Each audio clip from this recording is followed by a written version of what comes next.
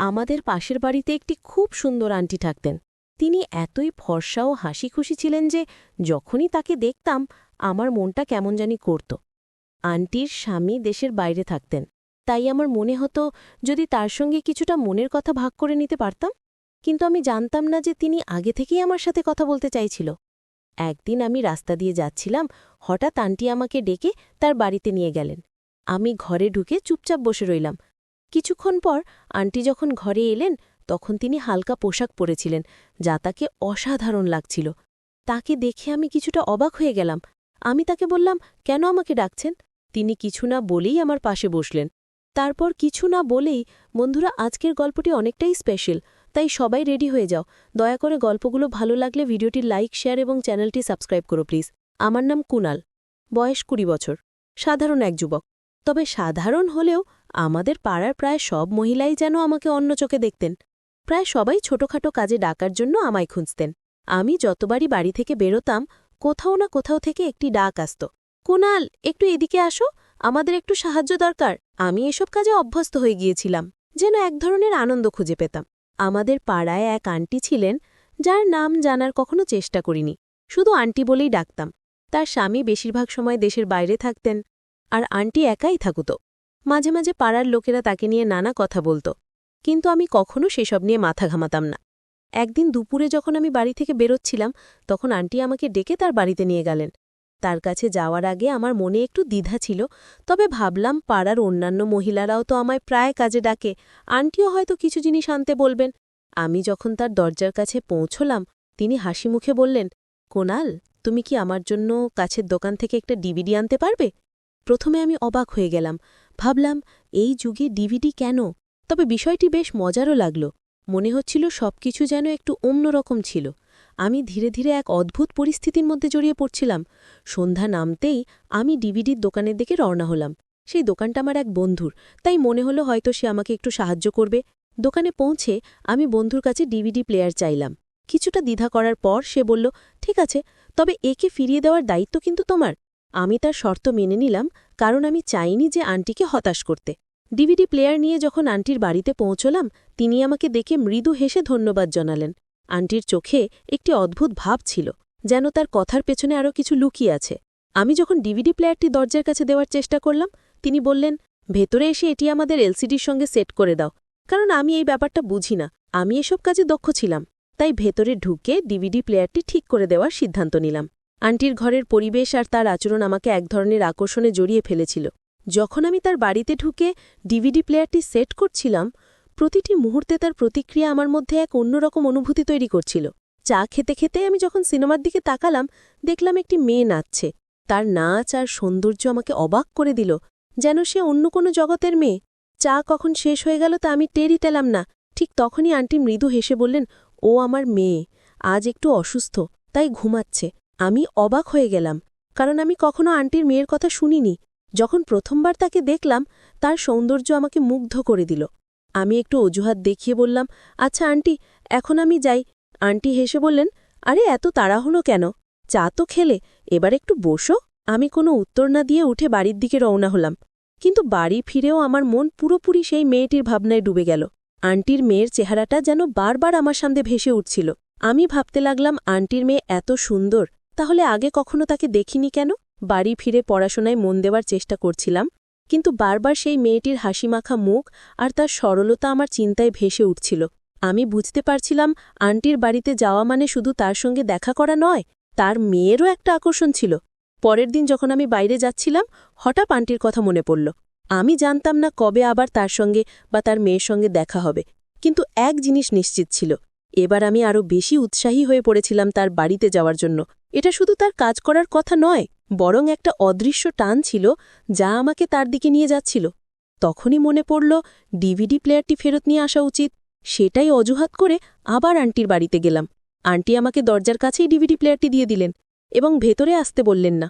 আমি কিছুটা হতাশ হয়ে গেলাম, কারণ হয়তো অপেক্ষা করছিলাম কখন আবার তার বাড়িতে ঢোকার সুযোগ পাব এবং সেই সুন্দরী মেয়েটিকে দেখতে পাব। অবশেষে কয়েকদিন পরে আবার আন্টি আমাকে ডাকলেন, বাবা, আমাদের মেশিনটা ঠিকভাবে কাজ করছে না, একটু দেখে দাও তো। আমি তৎক্ষণাৎ তার বাড়িতে গেলাম।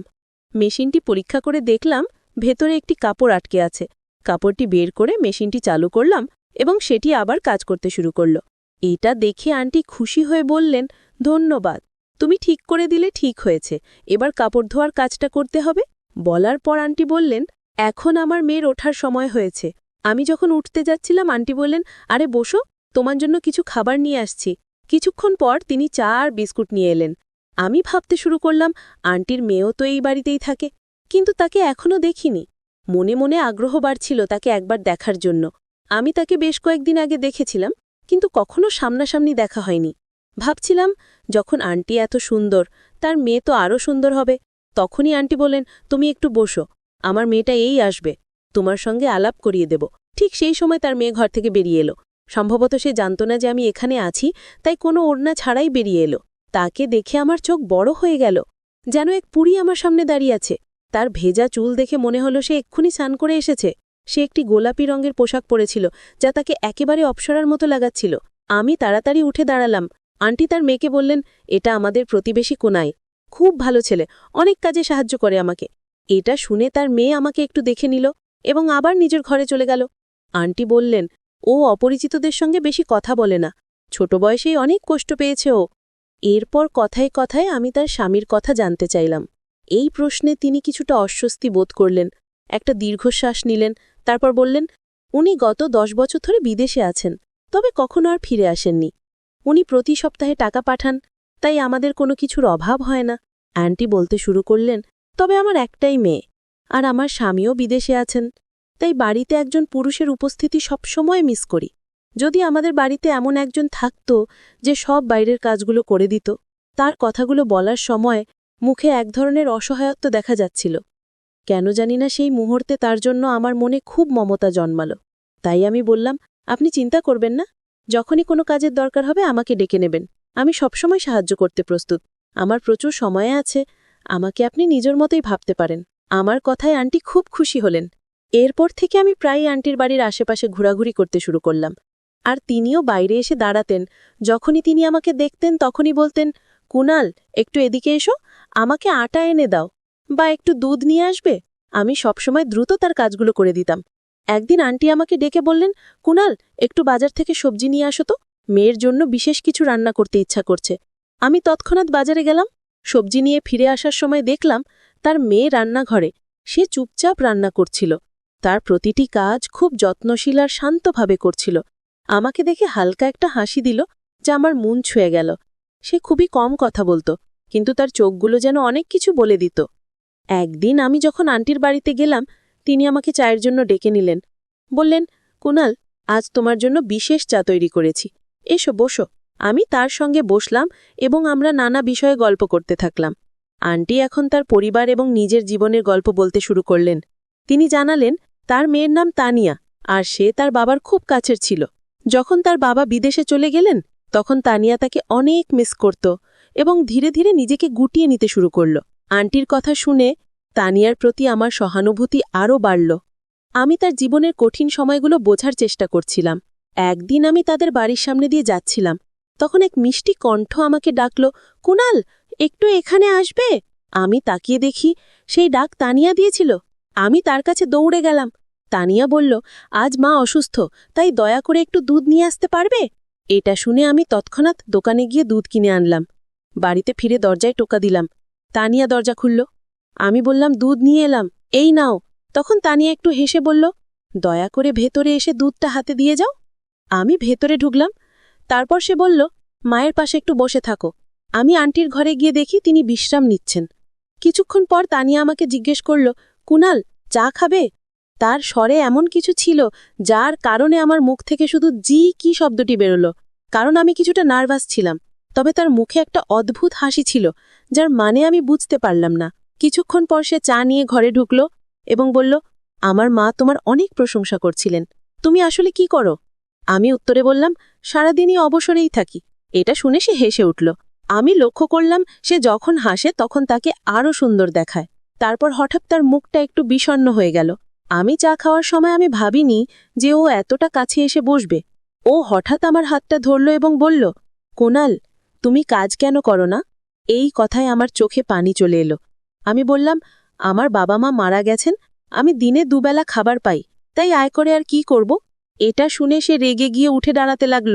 আমি বুঝলাম এটাই সুযোগ, তাই তার হাত ধরে তাকে থামালাম। সে তখন বলল, কুনাল, তুমি বিদেশে চলে যাও, সেখানে গিয়ে অনেক টাকা উপার্জন করো, তারপর নিজের ঘর বানাও এবং বিয়ে করো। পাড়ার লোক আর কতদিন তোমাকে সাহায্য করবে।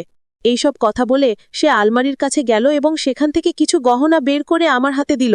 ও বলল, এগুলো আমার বিয়ের গহনা, এগুলো এখন আর আমার কোনো কাজে আসবে না, তুমি এগুলো ধার হিসেবে নাও, বিদেশ থেকে ফিরে এসেই ফেরত দিও। কথাগুলো বলে সে চোখ বন্ধ করল, তার মুখে এক ধরনের অদ্ভুত শান্তি ছিল। আমি তখনই সিদ্ধান্ত নিলাম, এবার আর তাকে না করব না। আমি সেই গহনাগুলো নিলাম এবং বললাম, তোমার এই উপকার আমি কোনোদিন ভুলব না। এটা শুনে সে বলল, এটা উপকার নয়, ভালোবাসা।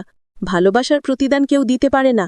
তুমি আমার মায়ের জন্য অনেক কিছু করো, তাই মা কিছুটা